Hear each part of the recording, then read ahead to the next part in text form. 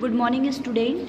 आज हम लोग क्लास 12th के chapter 2 sexual reproduction in flowering plant को पढ़ेंगे और इसमें आज हम लोग पार्ट 6 को पढ़ेंगे।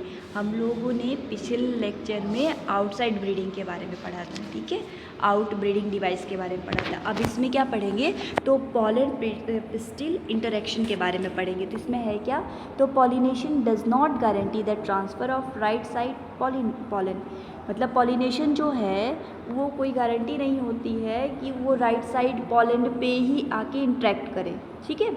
लेकिन जो राइट टाइप में आके यानी सेम स्पेसीज़ पे इंटरेक्शन करती है तो वो क्या कहलाती है, कंपैटिबल कहलाती है। और जो रॉन्ग टाइप में करती है यानी कि जो गलत हो जाएगा, जिससे राइट साइड में नहीं पॉलन एग्रेसिव होगा, तो वो क्या कहलाएगी, तो वो कहलाएगी इनकम्पैटिबल कहलाएगी, ठीक है। तो अब ये रिकॉग्नाइज़ करती है, इसकी एबिलिटी में मतलब पॉलन जो है वो रिकॉग्नाइज़ करती है किसको, तो पिस्टिल को रिकॉग्नाइज़ करती है। और जो राइट टाइप के हमारे पिस्टिल होंगे वो कंपैटिबल हो जाएंगे, पूरी तरीके से कैपेबल हो जाएंगे, और जो रॉन्ग टाइप के होंगे वो इनकैपेबल हो जाएंगे, यानी वो हट जाएंगे, बेकार हो जाएंगे, रिमूव हो जाएंगे।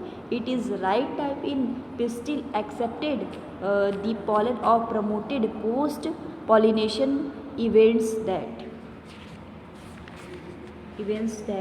Lead to fertilization. मतलब ये क्या करेगा कि ये राइट टाइप के पिस्टिल को एक्सेप्ट करेगा पॉलन, और आगे जब एक्सेप्ट करेगा यानी कि जब हमारा पॉलन ग्रेन पर पॉलन एक्सेप्ट कर लिया तो वो दूसरे नेक्स्ट स्टेप पे जाएगा, और नेक्स्ट स्टेप पे जाएगा तो वहाँ पे उसकी फर्टिलाइजेशन होगी, और फर्टिलाइजेशन होने के बाद न्यू जर्मिनेशन होगा। क्लियर हो रहा है? देखो पहले क्या है कि पॉलिनेशन क्या है कि उसकी कोई गारंटी नहीं होती है कि वो पॉलन ट्यूब पर या पॉलन ग्रेन पर वो राइट साइड यानी राइट टाइप में वो गिरे, ठीक है।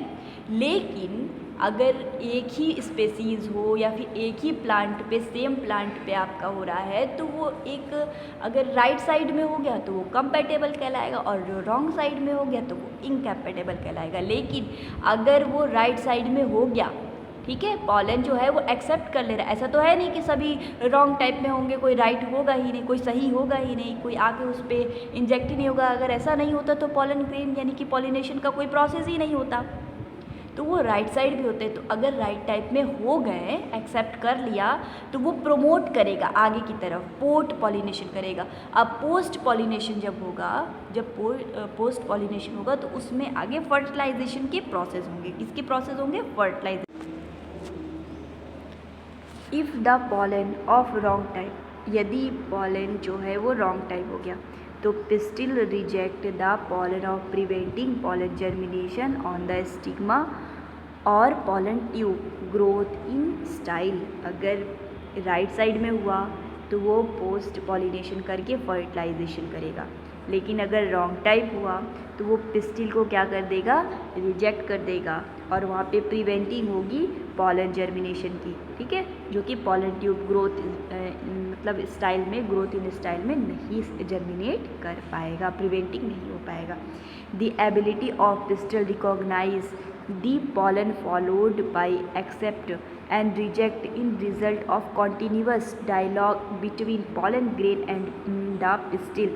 अब यहाँ पे क्या बोल रहा है कि ये एबिलिटी होती है हमारे पिस्टिल को रिकॉग्नाइज करने की, और जो कि एक्सेप्ट करता है, एक्सेप्ट करना या रिजल्ट करना ये उसका परिणाम होता है। अगर राइट साइड हुआ तो वो एक्सेप्ट कर लेता है, अगर रॉन्ग साइड होता है तो वो रिजेक्ट कर देता है उस चीज़ को, ठीक है। ये हमारी पॉलन पिस्टल इंटरेक्शन की एक डायलॉग कॉन्सिक्वेंट है, ठीक है। This dialogue of mediated by chemical component of the pollen interacting on those of the pistil, और ये मेडिएटेड करते हैं हमारे केमिकल कंपोजिशन को, जो कि पॉलन के इंट्रैक्शन के लिए, मतलब पॉलन पिस्टिल के इंट्रैक्शन के लिए बहुत ही ज़्यादा ज़रूरी होता है।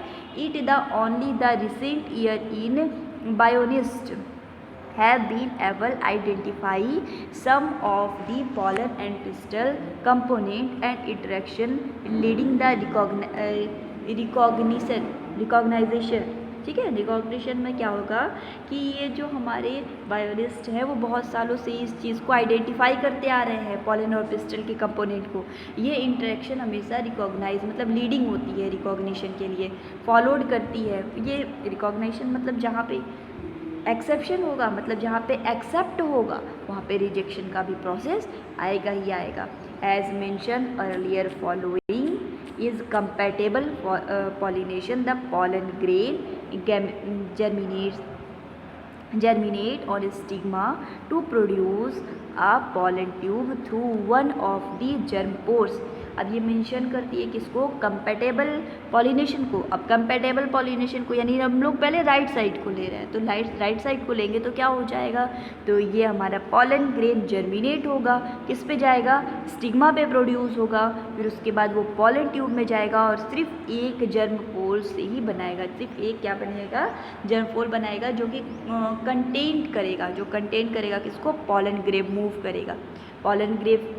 पॉलन ग्रेन में कौन मूव करेगा, तो हमारा पॉलन ट्यूब मूव करेगा। ठीक है, अब देखो इसको पढ़ने से पहले हम लोग बस फिगर को थोड़ा सा डीपली देख लेते हैं, आगे हम लोग पढ़ेंगे इसमें, लेकिन पहले देखते हैं हम यहाँ पे pollen grain germination on the stigma. ठीक है, मतलब यह क्या है, पॉलन ग्रेन यहाँ पे जर्मिनेट हो रहा है, स्टिग्मा पे यहाँ दिख रहा है लाइट प्रोसेस, यहाँ है स्टिग्मा पे ग्रेन हो रहा है। ठीक है, फिर उसके बाद आपका सेकेंड लिखा है pollen grain growing through on this style. अब पॉलन ग्रेन क्या हो रहा है कि वो स्टाइल पे, यानी कि आपके यहाँ स्टाइल पे जा रहा है, ये जो पतला पतला ट्यूब रेशी जैसा ये ट्यूब है, ये स्टाइल पे चला जाता है। लेकिन ये सब पॉलन ग्रेन आ रहा है, पॉलन ग्रेन आएगा तो वो पॉलन ट्यूब में जाएगा कि नहीं, ये चीज़ है। तो LS section in pistol showing in pollen tube growth. अब पॉलन ट्यूब ग्रोथ देखो यहाँ क्या, यहाँ देखते हैं हम लोग, देखो यहाँ कितने सारे स्टिग्मा हैं, है ना। अगर देखो, अगर ऐसे काउंटिंग करते हैं तो 1 2 3 4 5 6 हो गए, लेकिन यहाँ पे 6 हो गए तो 6 में से कौन पॉलन ट्यूब बना रहा है, ये देखो पहला वाला, ये तो पूरा रिजेक्ट हो गया। देखो यहाँ पे फिर से दिखाते हैं हम, इसको और बड़ा कर देते हैं, यहाँ देखो ये तो रिजेक्ट हो गया, ये भी रिजेक्ट हो गया, ये यहाँ तक बनाते बनाते ये रुक गया, यहाँ पे पॉलन ट्यूब में नहीं बन पाया। लेकिन ये देखो इतने सारे हमारे स्टिग्मा हैं और ये मूव किए हैं, तो इसमें से सिर्फ एक ही जो है वो हमारा प्रोसेस कर रहा है। तो जो हमारा स्टिग्मा है पॉलन ग्रेन पे मूव करेगा या पॉलन ट्यूब में बस एक ही जाएगा और वहाँ पे एंटीपोडल बनाएगा, पोलर न्यूक्लियाई बनाएगा, यानी कि जो हमारे ये ओवरी है उसमें सिनर्जिट करेगा, एक सेल बनाएगा, फिर उसके बाद फ्रूटिंग का प्रोसेस करेगा। ठीक है, एक ही होगा।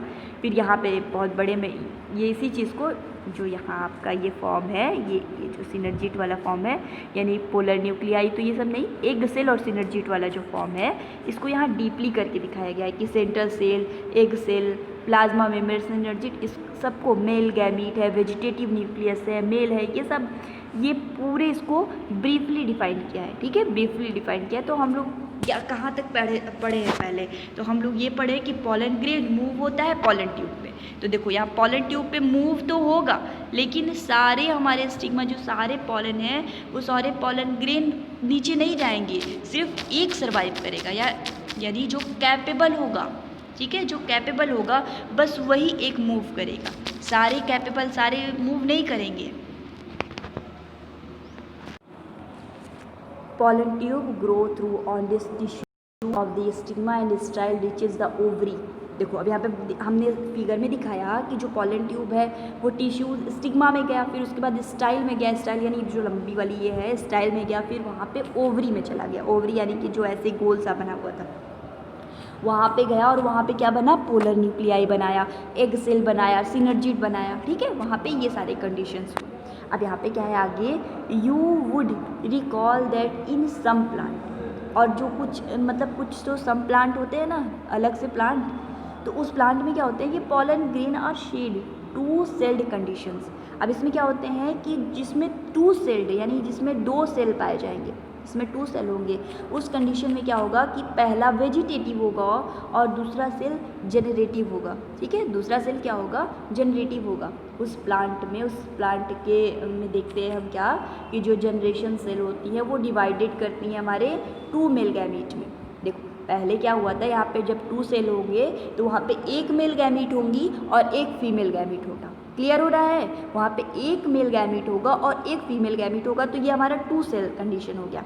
लेकिन जहाँ पर 2 मेल होंगे, 2 मेल स्टिग्मा होंगे, उन प्लांट में 3 सेल्ड कंडीशंस होंगे, यानी कि इसमें क्या होंगे, जो हमारा 3 सेल्डेड होंगे, 3 सेल्ड कंडीशन होगा, तो वहाँ पे 2 मेल गैमीट होंगे और 1 फीमेल गैमीट होगा। तो फीमेल गैमीट का इसलिए नाम नहीं लिया जाता है क्योंकि फीमेल गैमीट पर ही तो सर्वाइव करेंगे और फीमेल गैमीट से ही फ्लावर बनेगा आपका या फिर फ्रूट बनेगा। तो इसीलिए यहाँ पे आपका यहाँ 2 सेल है, तो कहीं आप ये मत सोचो कि हम बता रहे हैं फीमेल फीमेल, तो यहाँ फीमेल कहीं नहीं लिखा है। तो फीमेल इसलिए नहीं लिखा है क्योंकि जो इम्पॉर्टेंट है आपके, जैसे 2 सेल है तो 1 मेल के हो गए और 1 फीमेल के हो गए, लेकिन जहाँ पे 3 सेल्डेड कंडीशंस आ जाएगी तो वहाँ पे कैरी ऑन किसको कैरी ऑन करेगा, तो 2 मेल गैमीट को करेगा बिगिनिंग में, यानी स्टार्टिंग से ही क्या करेगा, 2 मेल गैमीट को लेगा।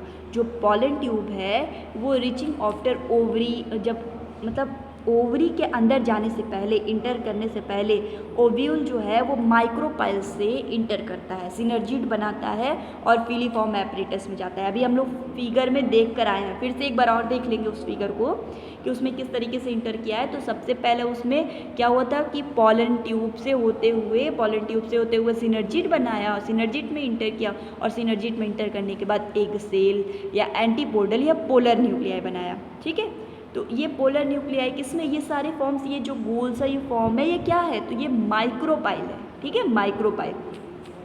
Many recent studies have shown in filiform apparatus present in monopiles part in synergid guide entering of the pollen tube।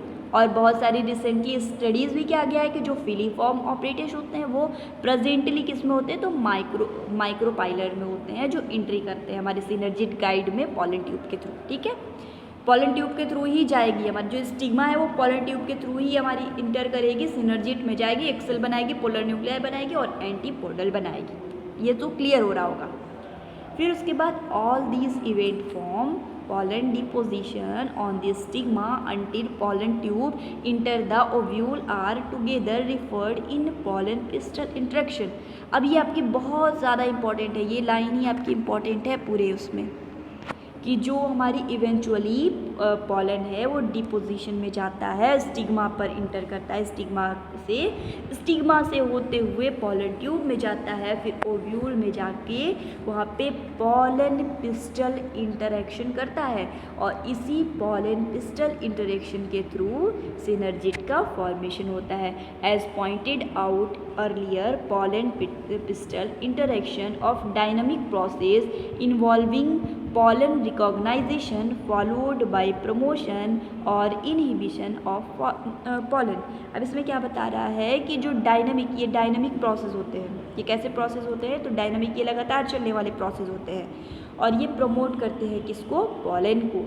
और ये the knowledge gained in area in help in plant breeder in manipulating pollen pistil interaction. मतलब इसमें इसको describe करने के लिए या इसकी नॉलेज में क्या है कि प्लांट की ब्रीडर बढ़ाने के लिए, मैनिपुलेट करने के लिए पॉलन पिस्टल का इंटरेक्शन कराना पड़ता है। और ये इनकम्पैटिबल पॉलिनेशन भी गेट्स डिराइव होते हैं किसमें, हाइब्रिड कंडीशन में। मान लीजिए कि जो कंपैटिबल हुआ तो वो सेम प्लांट पे जाएगा और सेम डिवाइडेड करेगा। क्लियर हुआ, तो यानी कि जैसे हाइबिस्कस है, हाइबिस्कस पे आया तो हाइबिस्कस का ही फ्लावर निकलेगा, लेकिन वही हाइबिस्कस यानी कि रेड हाइबिस्कस है और उस रेड हाइबिस्कस का जो पॉलन क्रिस्टल है तो वो किस पे जाकर गिरा, तो वो आपके वाइट पर गिरा। तो फिर उसके बाद वो उसके हाइब्रिड कंडीशन आपको देखने के मिलेंगे, यूनिक कंडीशन देखने के लिए मिलेंगे। ठीक है, तो देखो यहाँ पे यूनिक कंडीशन देखने के लिए मिलेंगे। फिर उसके बाद यहाँ है you shell learn in on plant breeding chapter 9। अब हम लोग इस प्लांट ब्रीडर को, मतलब इस प्लांट ब्रीडिंग की प्रोसेस कैसे होंगे, मतलब वो कैसे बढ़ेंगे, किस तरीके से घटेंगे या क्या होगा, हार्मफुल रिएजेंट क्या क्या होंगे, तो उसके बारे में हम लोग चैप्टर 9 में डिस्क्राइब से पढ़ेंगे।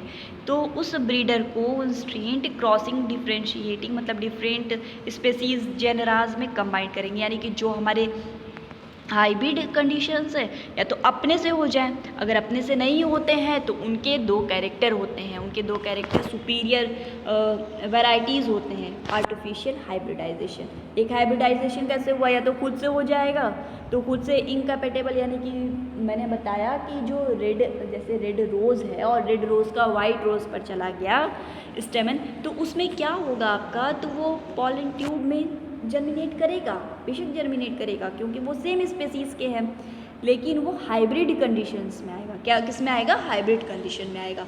फिर उसके बाद है आर्टिफिशियल हाइब्रिडाइजेशन। आर्टिफिशियल हाइब्रिडाइजेशन में क्या है? तो is one of major approaches of cross improvement program. In such crossing experiment, it the important to make sure that only desired pollen grain are used pollination and the stigma protected of contamination of unwanted pollen in achieve emasculation and bagging technique. अब artificial hybridisation कैसे होगा? तो इसे एक experiment के through sure किया गया है कि जो पॉलन ग्रेन है उसे पॉलिनेशन स्टिग्मा पे कैसे प्रोटेक्ट किया जाए, कंटामिनेट उस पर कैसे किया जाए। तो इसके दो प्रोसेस बताए गए, एक इमेस्कुलेशन के और एक बैगिंग की टेक्निक। मतलब ये दो टेक्निक से आर्टिफिशियल हाइब्रिडाइजेशन करना पॉसिबल होता है। If the female prevent in bisexual flower, यानी कि जो बाइसेक्सुअल मतलब होगा जिसमें मेल और फीमेल दोनों ही रिकॉग्नाइज हों, तो उसमें वो बाइसेक्सुअल प्लांट हो गया। तो उससे रिमूव करेंगे उसके मतलब जो उसके फ्लावर हैं उस फ्लावर में से उसके बर्ड के एंथर को रिमूव करेंगे। जैसे एग्जांपल में एक हम लोग बहुत सिंपल सा हमेशा लेते आए हैं, फिर से लेंगे इस तरीके का हाइबिस्कस का जो ऊपर ऐसे निकला होता है, हाइबिस्कस का ले ले या फिर ऐसे रोज़ का ले लेते तो रोज़ पे इस तरीके से ऐसे ऐसे निकला होता है, ऐसे ऐसे बहुत सारा होता है, ये ऐसे इस तरीके का होता है ना, ऐसे बहुत सारा होता है।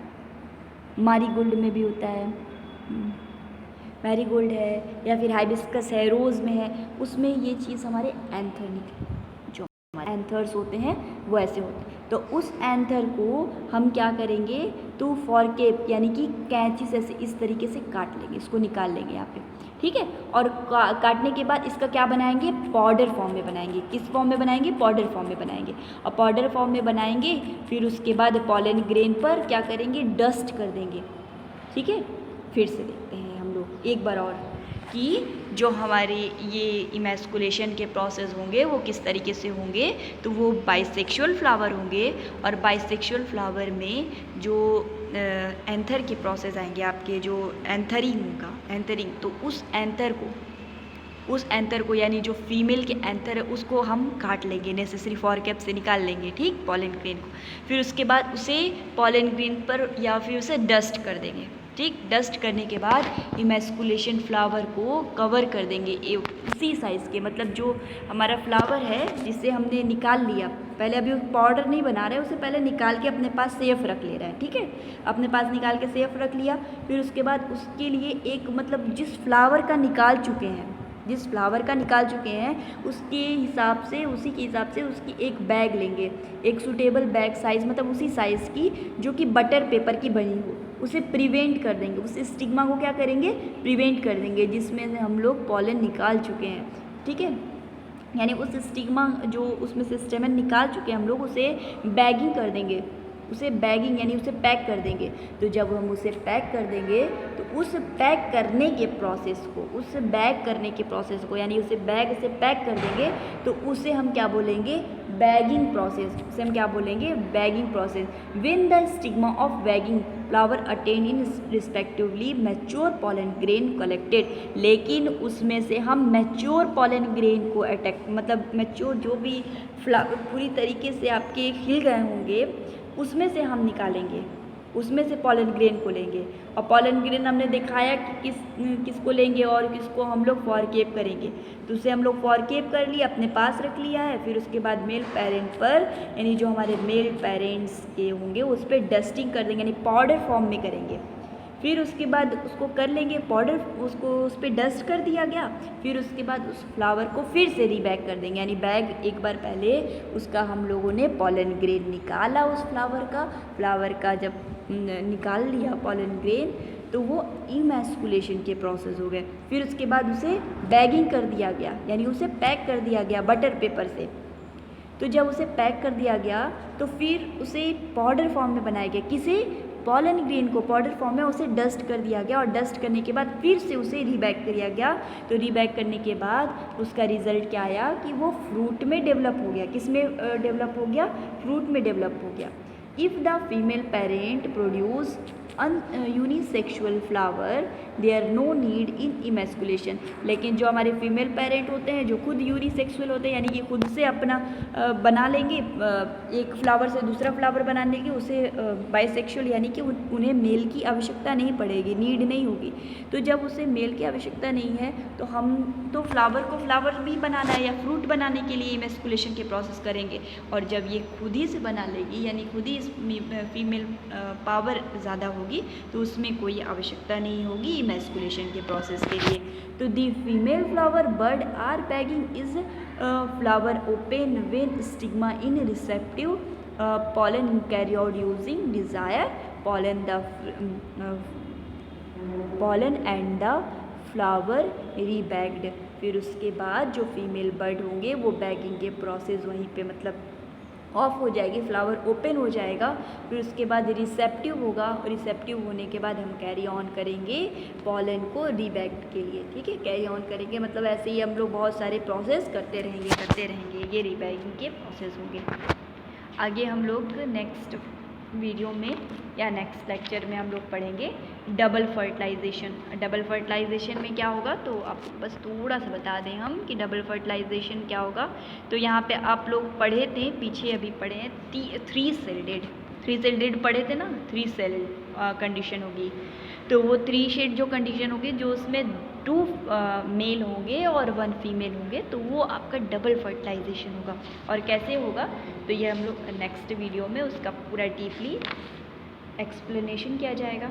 ठीक है, आज के लिए इतना है कि थोड़ा सा हम लोग इसके फिगर को एक बार देख लेते हैं। फिगर तो समझ में आ गया होगा, लेकिन ये फिर से देख लो आप लोग। ये स्टिग्मा ये था ना आपका पॉलन ग्रेन, तो ये पॉलन ग्रेन सब वर्क नहीं करता, ये पॉलन ग्रेन एक ही जाएगा, पॉलन ट्यूब बनाएगा और पॉलन ट्यूब हमारा सिनर्जिड के पास जाएगा और वहाँ से एंटीपोडल पोलर न्यूक्लियाई और एग सेल का फॉर्मेशन करेगा।